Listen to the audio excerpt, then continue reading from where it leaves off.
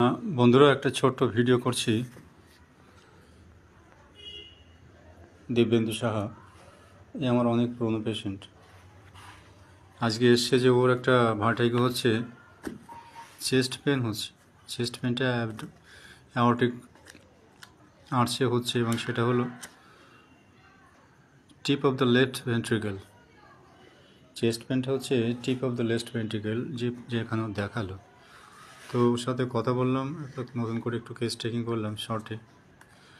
যেটা দেখলাম ওর সোয়েটিং হয়, সোল ফার্মে আছে, ফেয়ার অফ অ্যালোন আছে, ফেয়ার অফ ডার্কনেস আছে, fear of impending cold drinks আইসক্রিম খাওয়ার একটু ইচ্ছা আছে, বিটার খাওয়ার ইচ্ছা আছে। সব থেকে মজা, ও বহু বছর ধরে পাতে কাঁচা নুন খাওয়ার একটা অভ্যাস আছে ওর, এবং ও খেয়ে আসছে, তাই তো বলেছ? এবং ও সানলাইট একদম সহ্য করতে পারে না, যেহেতু কম্পিউটারে কাজ করে, বাইরে বেরোয় না, অভ্যাসটা নেই। ফলে ও যখন স্কুলে যেত, স্কুল ছুটি হতো তো সূর্য না ডোবা পর্যন্ত স্কুলে বসে থাকতো, তাই তো বলেছে? সানলাইট যখন ডিপ্রেসড হয়ে যেত তখন ও আস্তে আস্তে বাড়ির দিকে যেত।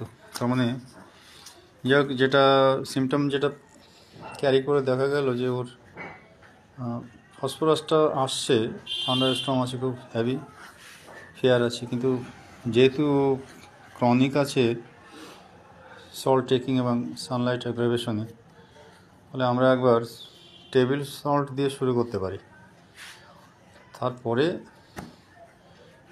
ফসফরাসে যাওয়া যাবে, কারণ ওর চেহারাটা তো ফসফরাসের মতোই।